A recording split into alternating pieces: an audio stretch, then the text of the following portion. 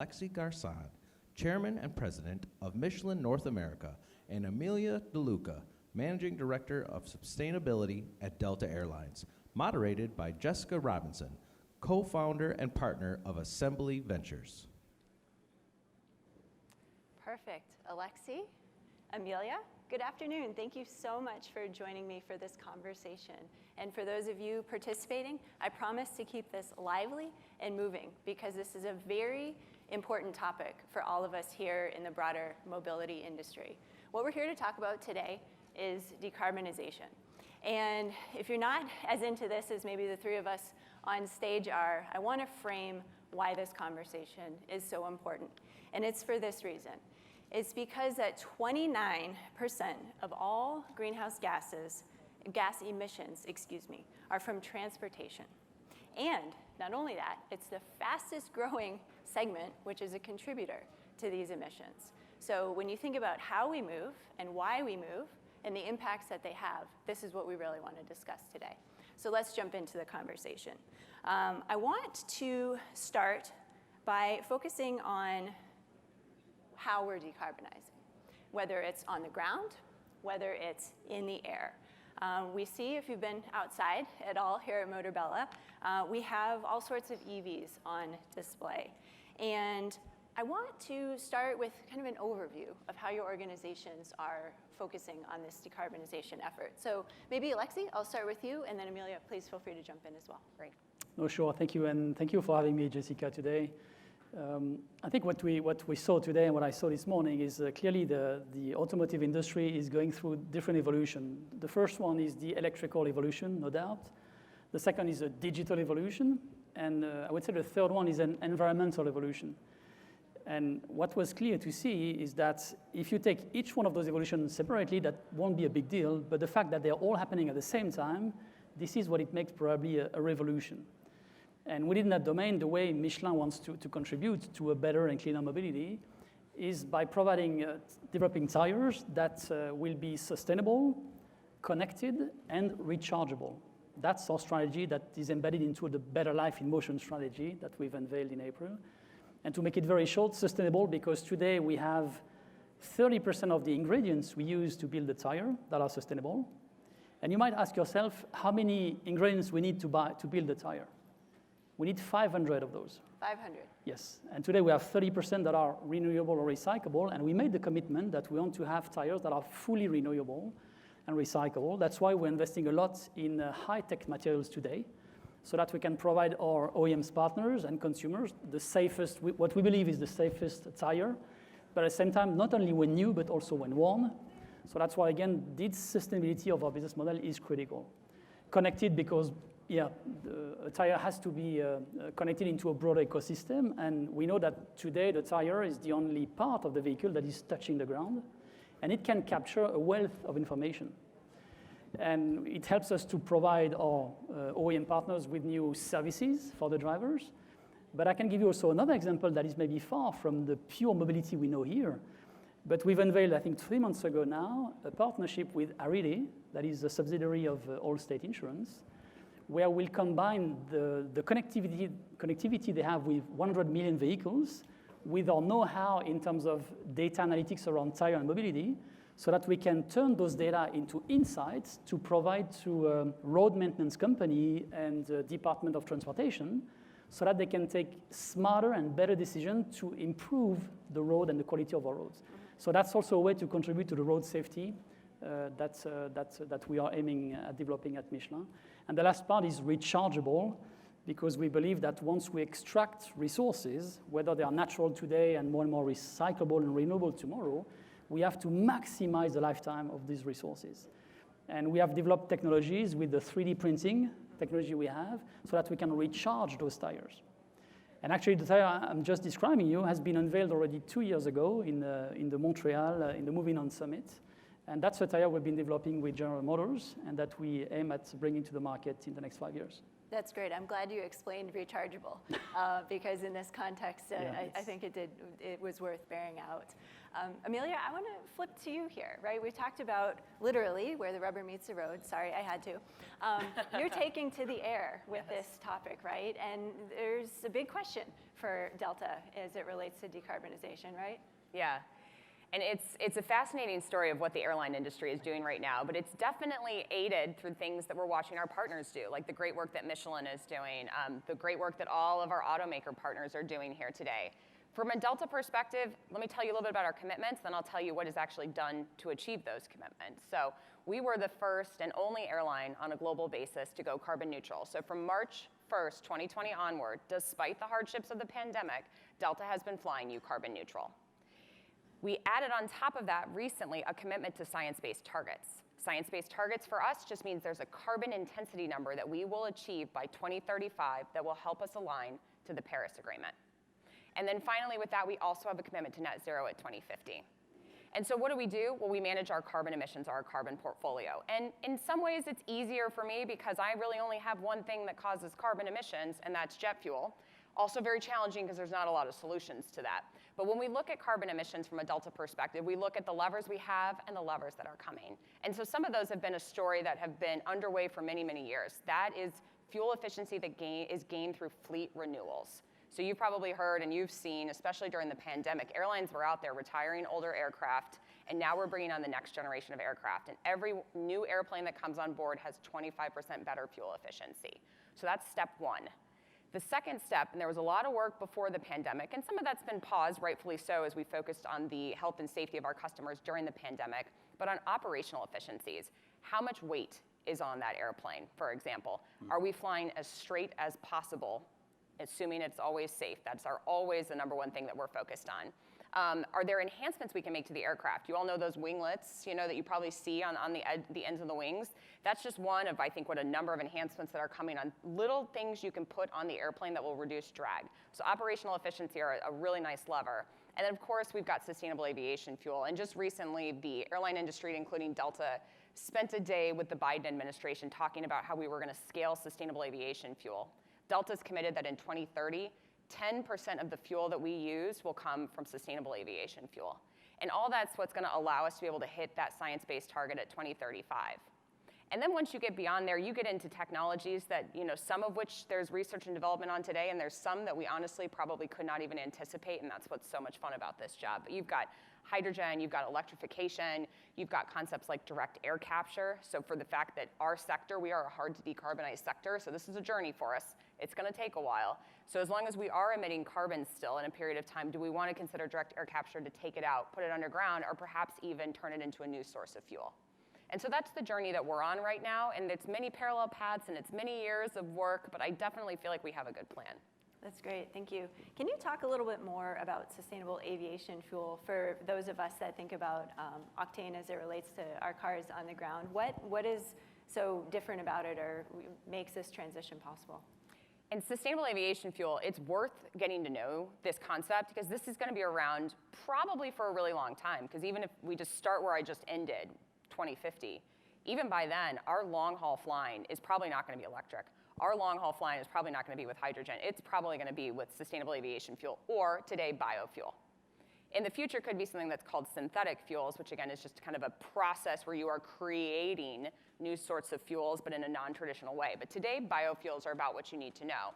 And biofuels come from a lot of different ways. Can come from municipal waste, for example. Can come from used cooking oils. Can come from wood residue or inedible corn products, like two of our startup producers are using. And the benefit of it is it really comes from a life cycle analysis, that we're not just extracting oil and putting it onto a plane and combusting it, but now you're creating a life cycle where you're actually taking something and planting it in a sustainably developed way, and then you're harvesting that crop, and you're finding ways to get it, as close as possible to the source of use. And when you do that circular economy there for biofuel, you can actually reduce your carbon emissions by up to 80%. But there's a catch, right? Seems like a great solution. There's two problems right now. The cost of it is 3 to 5 times as high as traditional jet fuel, and so that is causing a little bit of a demand versus supply, chicken versus the egg. Are these new producers going to make it? Are the major oil and gas companies going to convert their current facilities? Time will tell, and that's where we look to our policymakers and the Biden administration to say, what are some policies that we've used for other industries, like the automotive industry, for example, to get people and consumers to get comfortable with starting to purchase or participate in that next generation technology, in the case like electric vehicles. And so the conversation with the Biden administration was incredibly helpful. We have a policy out there called the Blender's Tax Credit, which is currently circulating and being resolved as part of the legislation in the infrastructure bill, that if that comes online, that's gonna be another nice step in us being able to bring that cost down, which again is gonna allow these startup producers to feel confident in making the product. That's perfect. Thank you. I even learned a few new things there. All right, my job is done. Thank you. Yes. And if you haven't figured it out yet, with air and ground, the pieces do connect, and that's what I've been so excited about this conversation. So, Alexis, I do want to flip it back to you here, because I suspect there's some similar things for your own business. When we talk about electrification of powertrains, we're talking about the reduction of the number of components in a vehicle and range anxiety and charging stations and things like that. Maybe we don't always think about tires. You do. So how does a tire and its use over either a fleet or a consumer, how does that play into the story around decarbonization? Yeah, that's a great question. I think people underestimate how critical the tire might be when it comes to mobility. And just to set the stage of the electrification we just talked about, basically an electric vehicle is heavier. It has a higher torque, not only when accelerating, but also under regenerative braking. It is silent, so we have to take care about the noise made by the tire when rolling. And last but not least, the range of the battery is critical. And on each one of those four key components, tire has a massive effect. And this is where we really can leverage the know-how we've been building over the last 130 years to really provide OEMs with, we believe, the best tires for electric vehicle. And today, the market share we have on electric vehicle is 1.5 times higher than the one we have in average, because we are just leveraging this know-how we have to maximize the performance. And just to give you one very concrete example, what we call the rolling resistance of a tire, which is the friction between the tire and the road, sorry. We were the first one in 1992, so already 30 years ago, to launch a tire in Europe at that time that was enabling the OEMs to reduce the fuel consumption, because you understand that the less friction you have, without compromising the safety and the grip, the less friction you have, the less energy you need to move the car forward. And that technology that we have been improving with new high-tech materials since then helps us today to provide OEMs with a tire that helps to extend the range of the electrified vehicle. And we've unveiled this year in the spring the e-Primacy in Europe that is providing up to 7% more range to the car, and the Pilot Sport EV, which is the first Michelin tire for electric sports car, that provide up to 37 more miles to the car. So just to tell you that there is a lot of application that we can use today so that we can maximize what is expected from an electric vehicle without compromising the safety. That's the safety, yeah. Yeah, and I suspect for both of you, I mean, you talked about this to a degree, some of these innovations require working really deep within your supply chain and bringing folks along. That's one of the things we were talking about before is, companies of your size, you do have an ability to, get vendors to respond in a different way. Customers have different expectations.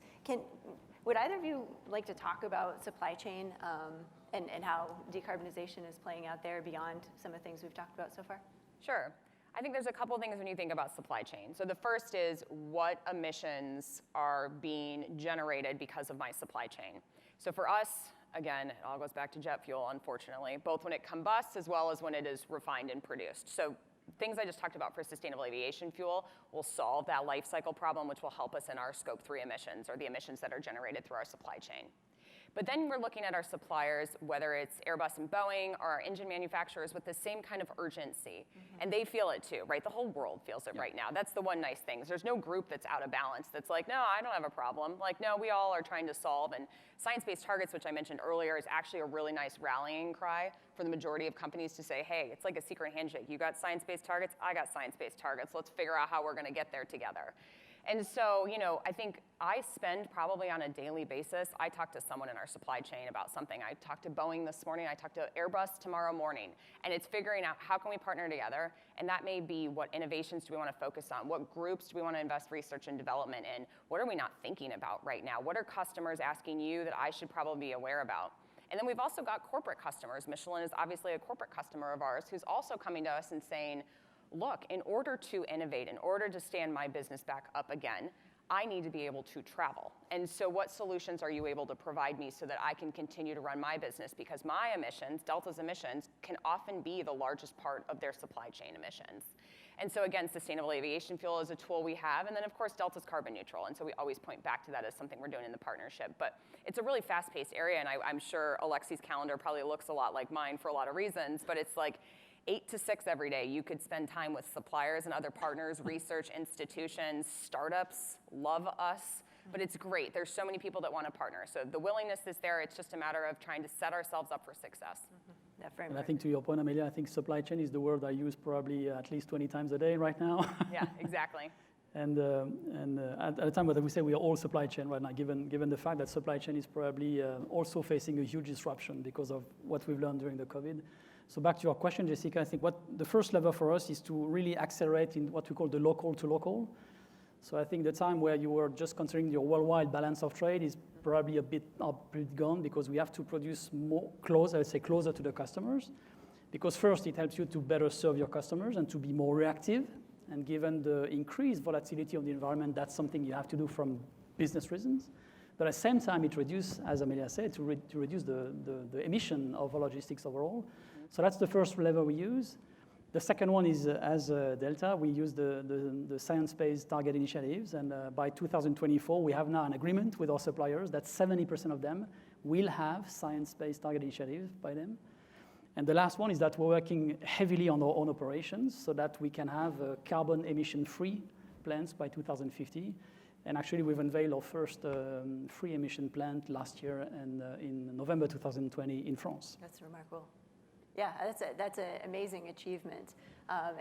One of the other things that we were talking about is how we each have a piece of this story, and in particular, working across your supply chain gives us a chance to harness all of those pieces. And I think we have to be humble enough that there is no one unique solution. I mean, everyone, I think, Amelia, you allude to that, but we are all working on the same topics. We all have different levers. We're all going to figuring it out, but the direction is very clear. We have to become more sustainable and to cope with the development of mobility on one hand, and at the same time minimizing the impact on the environment. Because for us, we say that life is motion. The day we stop moving, we're not having the same life, and that's what happened last year. We all stopped moving, and we saw the impact on our lives. So that's not sustainable neither. Right. So there is no other ways but to develop at the same time mobility and taking care of the environment. Yeah. And I think just to add to that what Alexis said also, it's consistency with your suppliers, and that comes in the form of inclusion, diversity, equity, and inclusion, making sure that we're supporting locally if possible, supporting communities that need income and things like that. And then I think it's also making sure, at least for us as an airline, it's making sure that our customers have a consistent experience on board that ties with the sustainability message. So I was telling Jessica, it's very challenging to say you're a carbon neutral airline, but then have a plastic cup on board. But there is no solution right now to the plastic cup. If you have one, come and talk to me. We are looking for it. But that's where the supply chain becomes key, because it's these things that in the past you're like, look, I've got other things I'm dealing with. 98% of my carbon footprint is jet fuel. But again, consumers are going to make their own decisions about whether or not a brand is sustainable. And it may not be with the same lens that you think it's going to be. And so being consistent is really the only answer. And that's where, again, suppliers all day long is what our world looks like. Yeah. That's great. Thank you both. So I want to change the topic a little bit here in the sense that we're at Motorbella. And again, if we look outside, one of the things we get to see is next generation vehicles. Mm-hmm. One of the things I love about being an investor is people think I have a crystal ball and they want to know exactly where the industry is going to be, what the electric vehicle adoption curve is going to look like, and when should I buy that next vehicle. I don't have that answer, by the way. But I'm going to ask you for your answer in the sense that we've touched on some of the levers and mechanisms that will get us into the future. When I think about my commercial aviation today, I board the plane, I put the headphones on, and I land on the other end. what will change for me in the future as it relates to aviation? The customer experience, we've talked about fuel already. What else is part of that future for you? I think if you really imagine a world that looks very different, like you really got to think big and you got to think long term out, right? Because everything I just told you about are things we know today, and those are things that will look, your experience will actually probably look the same for about 14 more years, potentially.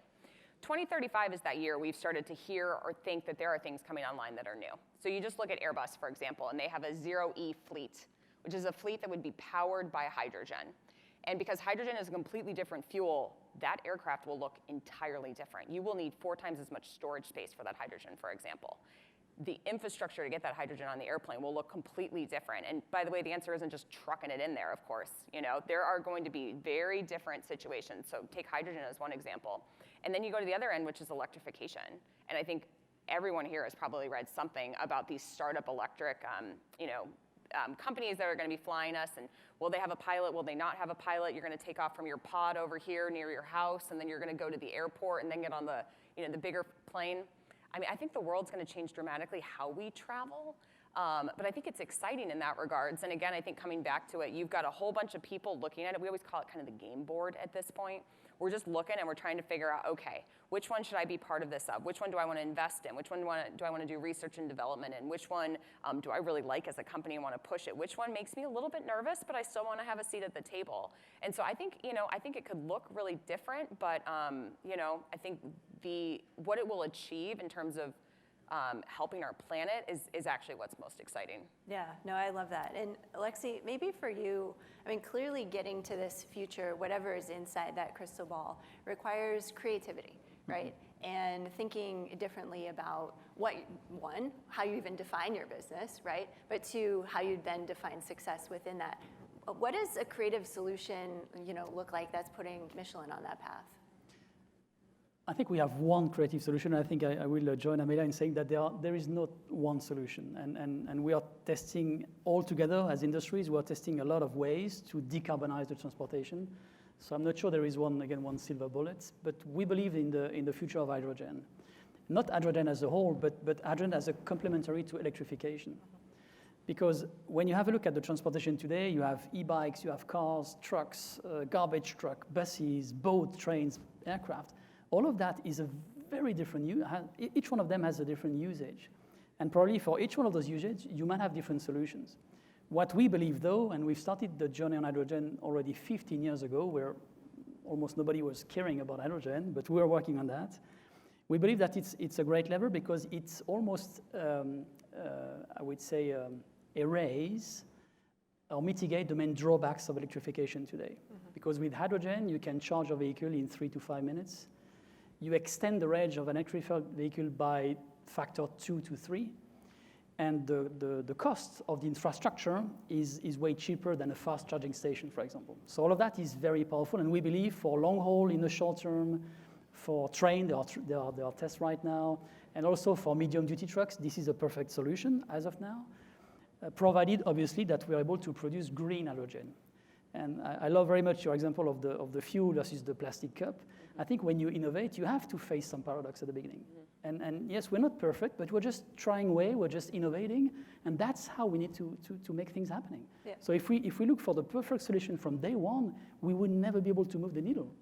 So hydrogen is one option for us we are pursuing, and again, I'm glad to see that today the vast majority of the hydrogen power plant that you can see in the US and across the world are with green hydrogen, and that's encouraging because it tells that we see a vision, and that will be probably partly achieved with hydrogen. Yeah, the right orientation from the start, right? And again, it's about multiple solutions. Exactly. And the system, I think, is the other piece that makes some of those things possible. Yeah, that's great. So I have one final question for both of you, and it's a personal one in the sense that for many of us in this room, we kind of do the event thing. We haven't been in a room together with real people for a year or more in some cases. And I personally find this very energizing. But what's remarkable to me about the way Delta thinks about connecting people, and Alexis, I've heard you talk about kind of your own experience coming out of this past 18 months. the ability to be together, potentially in some cases be in nature, is actually something that I think many of us as humans in this room are grappling with. So I'm gonna leave that as a final question for you both. Obviously, we're here representing our companies, but the mission, it's clear as I've gotten to know both of you, that mission comes true personal for both of you. So I'll leave it open, but I would love to hear both your thoughts on this. Sure, I'm happy to go first. And this is a great way for me to end where I began. Delta has been and will be a carbon neutral airline. We have been since March 1st, 2020, and we're very committed to that. And I mentioned earlier all the levers I have, right? I've got new airplanes, I've got operational efficiencies, I have sustainable aviation fuel. But it's probably no secret, and you can go to my ESG report if you'd like to confirm it, that I also have to use nature-based solutions to help neutralize for my carbon emissions. And so we are so passionate about nature, and in particular, deforestation. Because what's really interesting is the aviation industry drives 2 to 3% of global greenhouse gas emissions on an annual level. Deforestation drives 10% of greenhouse gas emissions on an annual basis. And that's because despite all the efforts that we have made so far, every year we erode more and more of our tree coverage, especially in tropical areas. And so, for example, today, Delta is incredibly proud. We are now a member of the LEAF Coalition, which is one of the largest groups that's trying to mobilize investments from private and public sector, so governments, NGOs, corporations like Delta, PwC, McKinsey, just to name a few, to really fix deforestation, to try to figure out what's not working today and how can we make sure that we have a product that's going to last not only now and achieve those needs, but for a long time. Because as companies set climate goals, some companies can get to net zero pretty quickly, but there's quite a few of us that are going to continue to emit as we go, and we want to find a solution that, to your point, Jessica, not only addresses our emissions, but really sits there and looks at nature and says, we wouldn't be here today if it weren't for nature. Those are the lungs of the world, and yet every year we continue to see more trees disappear. And so if we just focus on technology and just immediately let's think about hydrogen or electrification or whatever it may be, while over here we continue to just demolish our tree coverage, we're gonna end up about right where we are at 2050. And so that's where my passion comes in, and I think you're gonna see Delta continue to be very focused in this space, partially just because we also want consumers to know what's behind our carbon neutrality commitment, and also to understand that when they fly Delta, it's carbon neutral. But it also means Delta is protecting the world's forests, and with that also comes protecting biodiversity as well as small landowners. And all that has true sustainability benefits. That's great, thank you. And Alexis, I know this rings true for you as well.